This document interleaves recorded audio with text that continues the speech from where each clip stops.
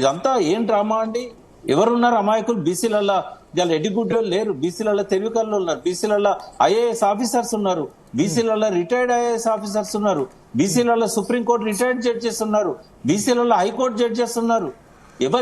ఇంతమంది చేయని ప్రయత్నం రేవంత్ రెడ్డి చేస్తున్నాడు కదా, ఏ ప్రభుత్వం? అది ప్రయత్నం కాదండి, అది కుట్ర, అది మోసము, అది ప్రయత్నమే. కాంగ్రెస్ పార్టీ మేనిఫెస్టోలో పెట్టారు కాబట్టి చేస్తున్నారు. మేనిఫెస్టోలో పెట్టినప్పుడు వాళ్ళకి ఏం బుద్ధి ఉండాలంటే, పార్లమెంట్ లో ఉన్న కాంగ్రెస్ ఎంపీలంతా కూడా మోడీ గారి దగ్గర పోయి, రాష్ట్రపతి దగ్గర పోయి షెడ్యూల్ 9 లో పెట్టమని చెప్పాలి. ఒకటే పద్ధతి ఉంది, రెండో ఆప్షన్ లేదు. అది చేయకుండా ఇష్టం వచ్చినట్టు ఏం చేసినా కూడా అది ఎవరిని పిచ్చోళ్ళని చేస్తున్నాడు రేవంత్ రెడ్డి. సో ఇప్పుడు మీరు అన్నారు 9th షెడ్యూల్లో చేర్చాలి, కానీ 9th షెడ్యూల్లో చేర్చాలంటే రాహుల్ గాంధీ ప్రధాని కావాలని రేవంత్ రెడ్డి అన్నాడు. ఇప్పుడు రాహుల్ గాంధీ ప్రధాని అంటే 2028 వరకు కాదు.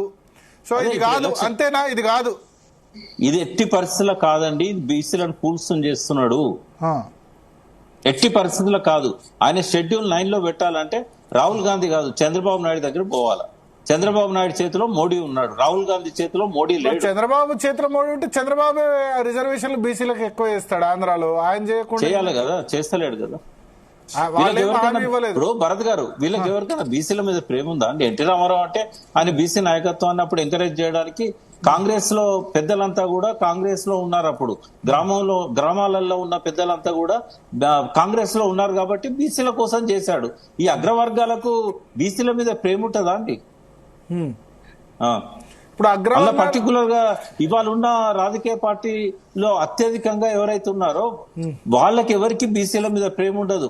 కానీ రేవంత్ రెడ్డి బీసీ డెలిగేషన్ తో ఒక మాట అన్నాయట, నాకు చెప్పారు. బీసీ డెలిగేషన్ ఎన్టీఆర్ మహిళలకి ఆస్తి హక్కులో వాటా ఇచ్చాడు, VP Singh mandal commission reservations ఇచ్చాడు, అట్లా చరిత్రలో నిలిచిపోవాలని ఉంది నాకు బీసీ రిజర్వేషన్ 42% ఇంప్లిమెంట్ చేసి అని అన్నాట.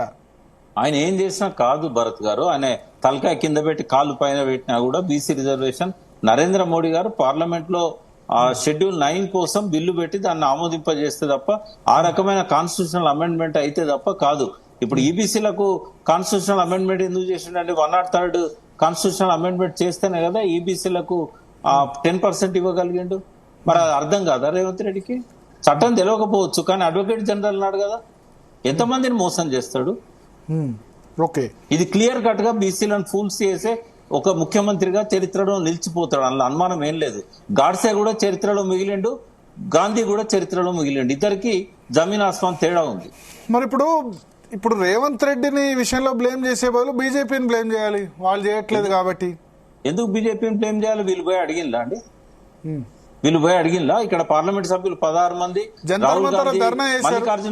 మల్లికార్జున ఖర్గే గారి దగ్గర పోయి, మీరు దేశంలో ఉన్న కాంగ్రెస్ ఎంపీలందరినీ నాకు ఇవ్వండి, మమతా బెనర్జీ దగ్గర పోయి తృణమూల్లో ఉన్న ఎంపీలందరినీ ఇవ్వండి. కేసీఆర్ గారు తెలంగాణ దేవడానికి జయశంకర్ గారిని ఎంపీలను ఎంటబెట్టుకపోయి 36 పార్టీల దగ్గర పోయి ఒక్కొక్కరిని కూర్చోబెట్టి వాళ్ళతో రిక్వెస్ట్ చేసి 4 సార్లు వాళ్ళ ఎక్కని కొండలేదు, మొక్కని బండలేదు అని చెప్పాడు. ఆ ప్రాసెస్ చేస్తే కదా అక్కడ తెలంగాణకు మద్దతు వచ్చింది. ఈయన హైదరాబాద్ లో కూర్చొని జంతర్ మంతర్ దగ్గర ధర్నా చేస్తే అన్ని పార్టీలు మనకు సపోర్ట్ వస్తాయండి. ఓకే, శరత్ గారు ఏం చేసిండు? ఏం చేయలేదు కదా. శరత్ గారు చెప్పండి. వి ప్రకాష్ గారిది విన్నారు కదా? విన్నాను. ఏంటి ఇప్పుడు 3 ఆప్షన్స్, సుప్రీంకోర్టు స్టే వెకేట్ చేయించమని సుప్రీంకోర్టు పోవడం అవకాశం ఉందా? సార్ ఒకటి అంటే ప్రకాష్ గారు మాట్లాడినంత పదనుగా రేవంత్ రెడ్డి మీద నేను మాట్లాడడం నాకు ఇష్టం ఉండదు, ఎందుకంటే I'm not a politician. I only talk about the legal aspects of the issue అండి. ఒకటి, సుప్రీంకోర్టుకు పోయినా జరిగేది ఏమి ఉండదు, ఎందుకంటే సుప్రీంకోర్టు ఇచ్చిన తీర్పుల ప్రకారమే హైకోర్టులో స్టే వచ్చింది, ఫస్ట్ పాయింట్. రెండోది, జరగాల్సిన వ్యవహారాలను ఇప్పటి వరకు జరిగిన దాని మీద పునఃసమీక్ష జరిపి ఎక్కడ పొరపాటు జరిగింది, ఏ రకంగా చేస్తే బాగుంటుంది, సుప్రీంకోర్టు తీర్పులకు అనుకూలంగా మనం వ్యవహరించవచ్చు అనేటువంటి అంశాల మీద ప్రభుత్వం తనకు తానుగా ఒక పరిశీలన చేసుకోవాలి. తర్వాత భవిష్యత్తులో ఇట్లాంటి పొరపాట్లు జరగకూడదు అని అన్నప్పుడు ప్రధాన పక్షమైనటువంటి బీఆర్ఎస్తో బీజేపీతో సమాలోచనలు జరపాలి, ఒక కన్సెన్సస్ తీసుకురావాలి. Political consensus is necessary to implement a gigantic program like this. అంతేగాని ఏకపక్షంగా సొంతగా నేను నాకు తోచినట్టుగా చేస్తా అని అంటే అర్థం లేదు. తర్వాత రెండోది అంత హిస్టరిక్స్ అండ్ డ్రామాటిక్స్ అండి. ఇప్పుడు ఎక్కడన్నా నేనైతే 1983 నుంచి జర్నలిస్ట్ గా ఉండి ఎన్నో మంత్రివర్గాలను చూసినా, ఎన్నో ముఖ్యమంత్రులను చూసినా, హైకోర్టులో హియరింగ్ కి మంత్రులు వచ్చుడేందండి? ఎక్కడైనా విన్నారు అసలు? యాక్చువల్లీ అంటే వాళ్ళని మంత్రులను వాళ్ళ హైకోర్టు స్పెషల్ అటెన్షన్ క్రియేట్ దాని చిత్తశుద్ధితో ఉన్నట్టు కాదు.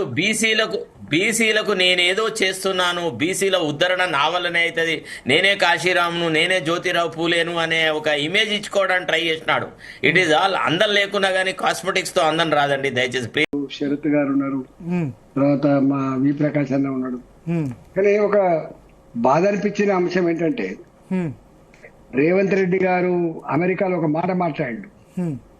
ప్రజలు అబద్ధాలు చెప్తేనే నమ్ముతారు, అబద్ధాలనే ఇష్టపడతారు అనేది అనుకున్నాడు.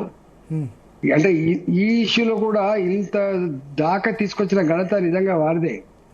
నేను ఒకటి అంటున్నా, అసలు మీ ద్వారా తెలంగాణ ప్రజానికానికి నేను ఒక వినమ్రంగా ఒక విజ్ఞప్తి చేస్తున్నా.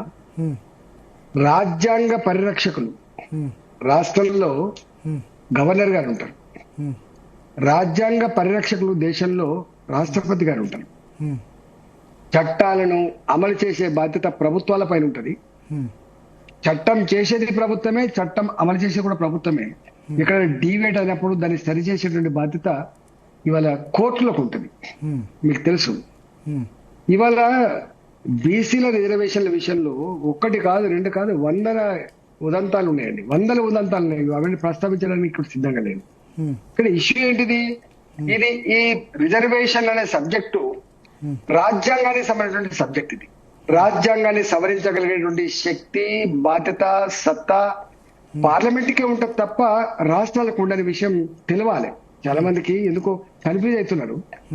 ఇప్పుడు రాష్ట్రంలో కౌన్సిల్లో కావచ్చు లేదా అసెంబ్లీలో కావచ్చు, అన్ని పార్టీలు యునానిమస్ గా రాజ్యాంగానికి వ్యతిరేకంగా తీర్మానం చేసినప్పటికి కూడా, ఒక రిజర్వేషన్ పాస్ చేసినప్పటికి కూడా అమలు కాదు అనేటువంటి భావనని అలా చెప్పడంత ఎవరు చేస్తారంటే ఎంత బాధ అనిపిస్తుంది భరత్ గారు. రెండవది, ఇవాళ ఆయన బీసీ డిక్లరేషన్ కామారెడ్డి ఒక కొత్త పార్టీ కాదు, కొత్త నాయకుడు కాదు ఆయన. మరి ఈ 42% బీసీ రిజర్వేషన్లు అమలు కావాలంటే ఏమేమి సవరణలు కావాలి, దానికి ఏమేమి ప్రాతిపదిక ఉంటది, దానికి ఏమేమి ఎక్సైజ్ చేయాలంటే ఆయనకు తెలుసు. ఈ దేశాన్ని అత్యధిక సంవత్సరాలు పాలించిన పార్టీ కాంగ్రెస్ పార్టీ, అత్యధిక సంవత్సరాలు పాలించిన పార్టీ కాంగ్రెస్ పార్టీ రాష్ట్రంలో. మరి ఇంత అనుభవం ఉన్న పార్టీ, చట్టాలను మార్చిన అనేక సందర్భాల్లో రాజ్యాంగం సవరించినటువంటి పార్టీ, మరి ఈ విషయంలో మరి ఇది రాష్ట్ర ప్రభుత్వం, కేంద్రంలో అక్కడ మోడీ గారి ప్రభుత్వం ఉంది, భారతీయ జనతా పార్టీ అధికారంలో ఉంది, మరి నా పరిమితికి ఇక్కడికే అని చెప్పే భావన ఉండాలి కదా దానికి. కానీ ఆ పని చేసిండు. చేయడమే కాకుండా పోయి జంతర్ మంతర్ దగ్గర ధర్నా పెట్టిండు. జంతర్ మంతర్ దగ్గర ధర్నా పెట్టినప్పుడే ప్రజలకు అర్థం కావాలి, అరే ఇది అయ్యేది కాదు, ఇది రేవంత్ రెడ్డి చేతిలో ఉన్నది కాదు, రేవంత్ రెడ్డి ఇంకొక 10 సార్లు నేలకు రాసినా కూడా ఇది మార్చేది కాదని భావన ఆయనకు ఉండాలి కదా. కానీ ఆయన మాత్రం ఆ పని చేసిండు. అంటే ఏమనుకున్నాడంటే, నేను బీసీల కోసం బాగా కష్టపడుతున్నా, గొప్ప గొప్ప అడ్వకేట్లని పెట్టినా, 42% ఇవ్వడానికి నేను తీవ్రంగా ప్రయత్నం చేస్తున్నా అని ఏదో చెప్పుకునే ప్రయత్నం చేస్తుండొచ్చు. కానీ అది బెడిసి కొట్టినాడు తానే కాకుండా తన పార్టీకి గాని, తన ప్రభుత్వానికి గాని, తనకి మద్దతు ఇచ్చినటువంటి సంఘాలకు గాని, సంఘాల నాయకులకు గాని అబాసు పాలవుతారు అంటే భావన మాత్రం ఎందుకో మర్చిపోయింది వారు. అందుకే ఇవాళ ఆ రోజే అర్థం కావాలి, పార్లమెంట్ ఎక్కడ ఢిల్లీలో పోయి కేంద్ర ప్రభుత్వానికి అసలు తెచ్చిపోవాలి. కానీ బాధ అనిపించిందంటే, మన నిన్న కోర్టులో వాదన జరుగుతున్నాయి. ఒకవైపు ఏమో ఒక మంత్రి గారు ఒక స్టేట్మెంట్ ఇచ్చారు, ఇవాళ ఈ మ్యాటర్ కోర్టులో ఉంది కాబట్టి కోర్టులో తేలేంత వరకు కూడా మేము నోటిఫికేషన్ ఇవ్వమని చెప్పి ఒక మంత్రి గారు చెప్పినారు.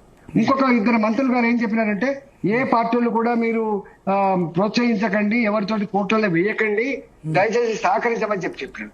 సహకరించడానికి పార్టీలు సహకరించినాయి కాబట్టే కదా అసెంబ్లీ తీర్మానం పాస్ అయింది, పార్టీలు సహకరించినాయి కాబట్టే కదా నీకు కౌన్సిల్ తీర్మానం ప్రవేశపెట్టింది.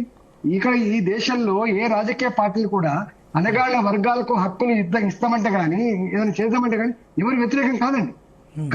కానీ ఇవాళ అది చెప్పి నిన్న కోర్టు 5 గంటల దాకా విచారణ చేసిండు, రేపటికని చెప్పారు. రేపటికని చెప్పినప్పుడు మరి నోటిఫికేషన్ ఇవాళ వాయిదా వేస్తున్నామని చెప్పొచ్చు కదండి.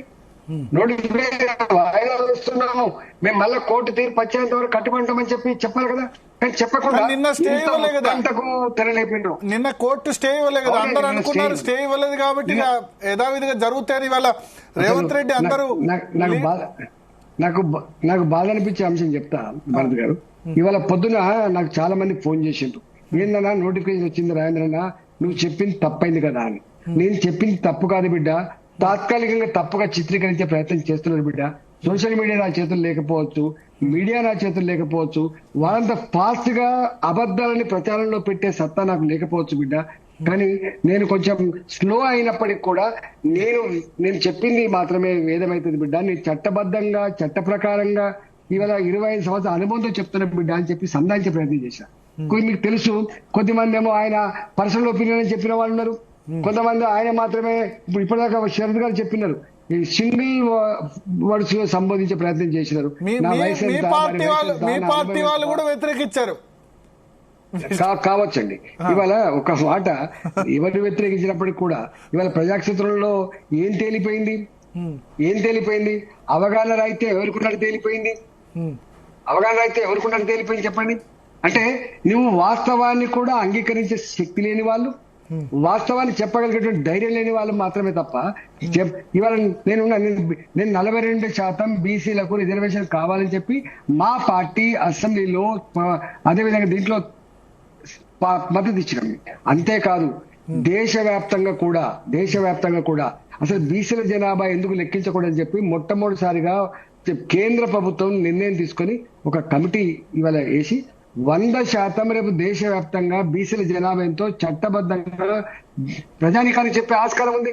ఒకసారి చట్టబద్ధంగా ఇది ఈ జాతి స్థితిగతులు వీళ్ళ ఆర్థిక, రాజకీయ, సామాజిక పరిస్థితి ఉన్నాయని చెప్పిన తర్వాత సుప్రీంకోర్టు 100% అంగీకరించే ఆస్కారం ఉంటుంది. సుప్రీంకోర్టు పదే ఏం చెప్తుందండి, దేశంలో 50% దాటకూడదనే నిబంధన ఉన్నప్పటికీ కూడా నార్త్ ఈస్టర్న్ స్టేట్స్ లో 70%, 80% రిజర్వేషన్ కూడా ఉన్నాయి. మీకు తెలుసు, ఎస్సీల కోసం కానీ ఎస్టీల కోసం కానీ వాళ్ళ జనాభా ఎంత ఉంటే అంత రిజర్వేషన్ ఇచ్చుకునే ఆస్కారం ఉంటుందండి. అవును, అలా అనుమానం లేదు. నార్త్ ఈస్ట్ స్టేట్స్ లో కూడా అదే జరుగుతుంది. ఎస్టీ రిజర్వేషన్, ఎస్టీలు ఎక్కువ ఉన్నారు కాబట్టి 60%, 70% కూడా ఉన్నాయి.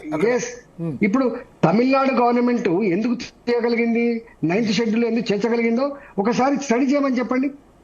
నాకు అనుకుంటా ఒక రిటైర్డ్ ఐఏఎస్ ఆఫీసర్ నాయకత్వంలో 20 మంది రిటైర్డ్ ఐఏఎస్ ఆఫీసర్లు 2 సంవత్సరాల కాలం పాటు సంపూర్ణంగా చట్టబద్ధంగా నియమించబడ్డటువంటి ఆ కమిషన్ ఇలా 2 సంవత్సరాల కాలం పాటు 3 సంవత్సరాల కాలం పాటు ఇలా గ్రాస్ రూట్ లెవెల్లో పూర్తి సమాచారం సేకరించుకొని సుప్రీంకోర్టులో పెట్టింది కాబట్టి అది యాక్సెప్ట్ చేసింది తప్ప ఉత్తగా చేయలేండి.